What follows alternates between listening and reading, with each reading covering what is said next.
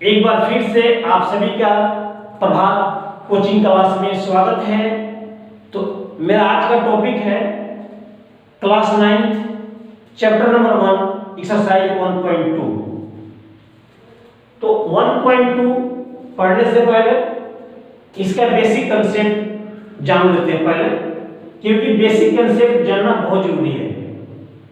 Without basic concept का exercise करने में आपको बहुत परेशानी आती है, इसीलिए पहले बेसिक कंसेप्ट को जरूर समझें। कोई भी एक्सरसाइज करने से पहले उसका बेसिक कंसेप्ट जरूर पढ़ें, आप जरूर समझें। तो चलिए मैं इसके बेसिक कंसेप्ट की बात करता हूं। तो सबसे पहले रियल नंबर जो है और rational number plus irrational number, और रेशनल प्लस इरेशनल नंबर ये रियल नंबर होते हैं। और rational plus irrational numbers are real number. जो रेशनल नंबर है उसको हम p/q को फॉर्म में लिख सकते हैं, और इरेशनल नंबर को हम p/q को फॉर्म में नहीं लिख सकते हैं। तो रेशनल नंबर जो है इसको हम p/q को फॉर्म में लिख सकते हैं। तो ऐसे कौन से नंबर हैं जो हम p/q को फॉर्म में लिख सकते हैं? तो इसके अंतर्गत आता है natural number, whole number, integers. इन तीनों को हम p/q के फॉर्म में लिख सकते हैं। इसीलिए natural number, whole number, integers और ये रेशनल नंबर होते हैं। तो इनको हम p/q के फॉर्म में कैसे लिख सकते हैं, आइए देखते हैं। हमने अभी नेचुरल नंबर लिया है 1 2 3 डैश डैश डैश, ये नेचुरल नंबर है। इसके पहले हमने 0 ऐड कर दिया, ये होल नंबर हो गया। इसके बाद अगर मैं इसमें -2 -1 ऐड कर दिया तो ये इंटीजर्स हो गए। तो इसके अंतर्गत नेचुरल नंबर, होल नंबर और इंटीजर्स तीनों हो गया। अब हम इसको p/q को फॉर्म में दिखाना है, कैसे दिखा सकते हैं? देखिए, सबके हम 1 से डिवाइड कर दिया, सबको 1 से डिवाइड कर दिया, तो ये सारे p/q को फॉर्म हो गए। इसका मतलब all natural number, whole number, integers in a form of p/q दे और रेशनल नंबर। अब इसके बाद चलते हैं इरेशनल नंबर। तो इरेशनल नंबर जो है p/q के फॉर्म में नहीं होता है। तो इसका एग्जांपल है √2, √3, और इसके अंतर्गत एक पाई भी आता है, पाई। इसके बाद एक और है डेसिमल एक्सटेंशन में non terminating non recurring. Non terminating non recurring को ऐसे लिख सकते हैं, एग्जांपल देखिए इसका 0.1 0 1 00 1 000। नॉन टर्मिनेटिंग नॉन रिकरिंग मतलब ये कटेगा भी नहीं और बार बार इसका जो रिजल्ट है चेंज होता रहेगा, सेम नहीं होगा, ना रिपीट हो रहा है, चेंज हो रहा है। तो इसी को हम बोलते हैं नॉन टर्मिनेटिंग नॉन रिकरिंग।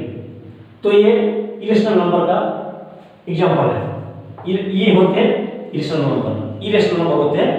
तो इसके बाद इसमें और भी आगे लिख सकते हैं डैश डैश, क्योंकि ये नंबर जो है रिपीट नहीं होता है, चेंज होता है।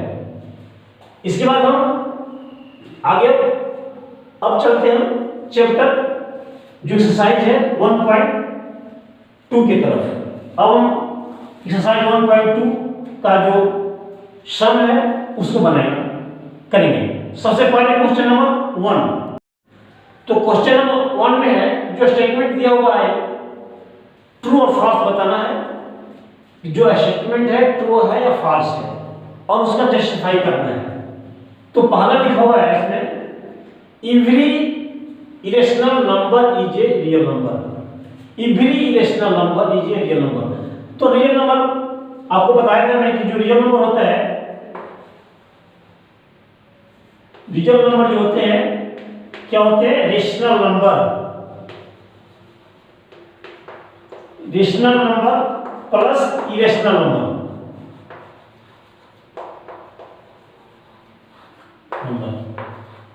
रियल नंबर जो होता है रेशनल नंबर और इरेशनल नंबर, मतलब जितने भी रेशनल नंबर होते हैं वो भी रियल नंबर होंगे, और जो इरेशनल नंबर होगा वो भी रियल नंबर होगा।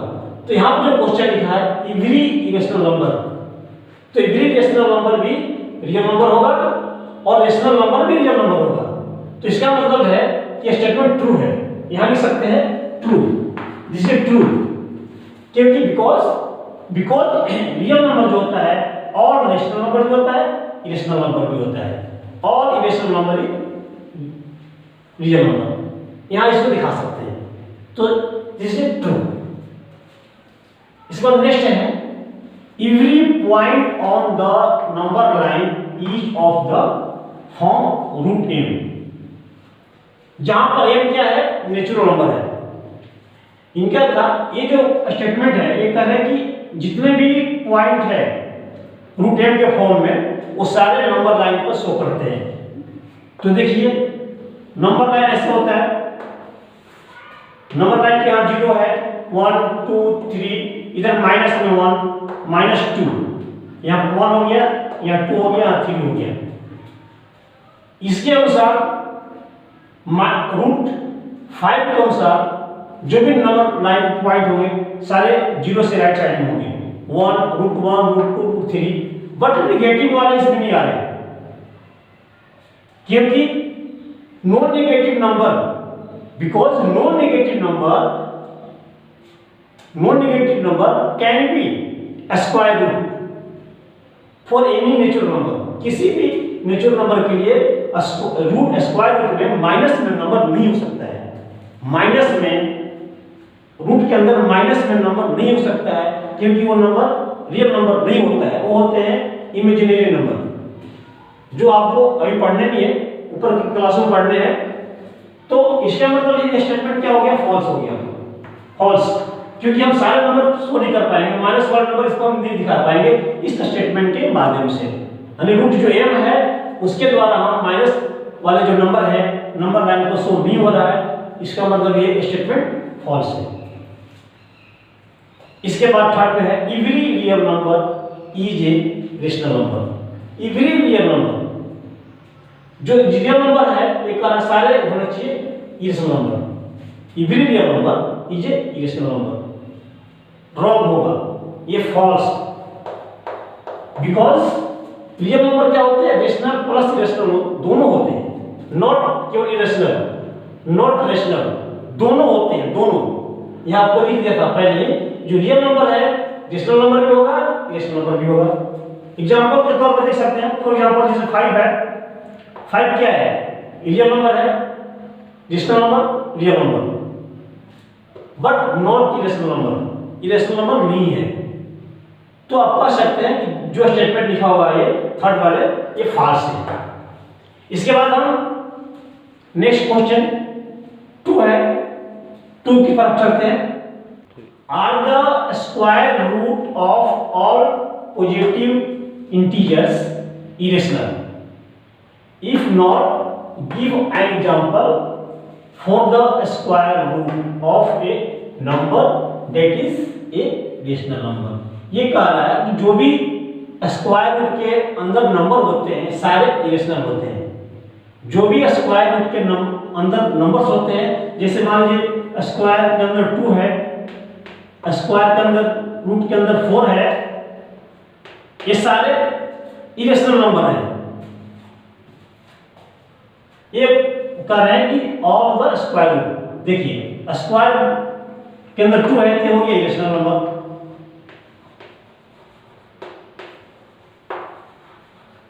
अगर यहाँ 4 है तो यहाँ 2 हो जाएगा, मतलब ये हो गया rational number.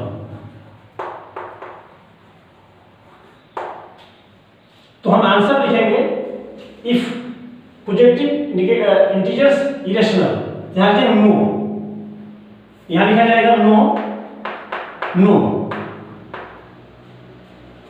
If not give an example, for the square root of a number that is irrational number. तो मेरा एग्जांपल ये है, एग्जांपल ये हो गया कि √2 बराबर हो गया, √2 जो है इरेशनल नंबर है, बट √4 जो है ये हो गया रेशनल नंबर।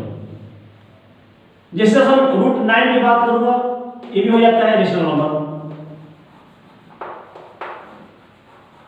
तो इसमें यही बताना था, इस क्वेश्चन में समझाना था कि जो भी रूट के अंदर डिजिट है, जो भी स्क्वायर रूट है, सारे इरेशनल नंबर नहीं है, वो रेशनल भी हो रहे हैं। यही इसमें दिखाना था। तो इस तरह से आप इसको दिखा सकते हैं। और ये हो गया फाइनल। इसके बाद हम क्वेश्चन थर्ड है उसके तरफ चलते हैं। तो question number third, so how √5 can be expressed on the number line. यहां पर बात आ गई √5 की। √5 क्या है? इरेशनल नंबर है। तो इरेशनल नंबर को हम नंबर लाइन पर कैसे शो करते हैं वो दिखाना आपको। तो चलिए, इसके लिए मेरे को सबसे पहले स्केल भी चाहिए और एक कंपास भी चाहिए बनाने के लिए। तो स्टार्ट करते हैं, कैसे करना है इसको। तो सबसे पहले देखना है मेरे को √5 है। तो √5 है तो इसको नंबर लाइन पर शो कीजिए। पहले एक हम इसके लिए लाइन खींचेंगे सीधी, और यहां पर हम 0 1 2 3 4 5 नंबर ले लिया हमने स्केल से। स्केल के माध्यम से सारे जो बराबर होने चाहिए, सेम डिजिट यूनिट होने चाहिए। आपका 1 2 3 4 5 सेम होना चाहिए यूनिट। इसके बाद फिर माइनस हो जाता है -2, ये नंबर लाइन है, इस पर हमने दिखा दिया। इसके बाद करना क्या है, अगर आपको 5 दिखाना है या 4 दिखाना है या 2 दिखाना है या 3 दिखाना है, तो जो भी नंबर यहाँ है 5 है, तो हम एक डिजिट क्या करेंगे, 5 से एक यूनिट और 6 लेंगे। यहाँ पर 6 एक यूनिट हम बढ़ाकर उसको 6 यहाँ पर नंबर लाइन को मार्क कर दिया हमने। अब करना क्या है, मेरा फर्स्ट पॉइंट है, इसको मैंने एक डिनोट कर दिया। जो पॉइंट 5 है उसको हमने B से डिनोट कर दिया। जो तीसरा पॉइंट है हमने जिसको बढ़ाकर लिखा है 6, इसको हमने C पॉइंट ले लिया। ठीक है। इसके बाद करना क्या, मेन जो काम करना ये करना है कि आपको A और C को, ये डायमीटर हो गया मेरा, और A और C को हाफ करके इसका सेंटर निकाल लीजिए। सेंटर निकालने के लिए आप डिवाइडर से हाफ कर दीजिए। हाफ करके जो भी पॉइंट आएगा, हाफ करके वहां पर कंपास के माध्यम से जो पॉइंट यहाँ पर 3 बना, जो सेंटर में 1 और 6 के बीच में जो पॉइंट 3 है, इसको हम OC डिनोट करेंगे।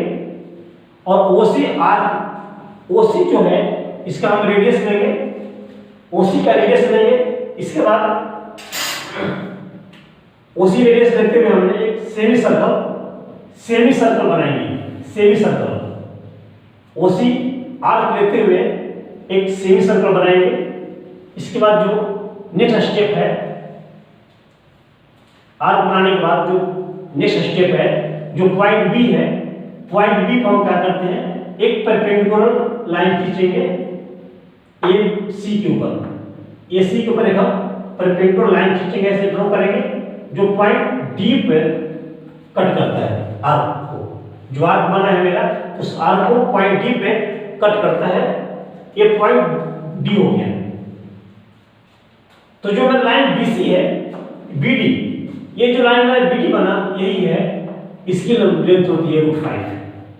ये जो मेरा BC है, BD है, ये है √5। अब इसको नंबर लाइन पर कैसे दिखाएंगे, तो कंपास के माध्यम से BD आर्क लेते हुए एक हम यहां से आर्क लेते हुए, BD आर्क लेते हुए एक हम आर्क ड्रॉ करेंगे।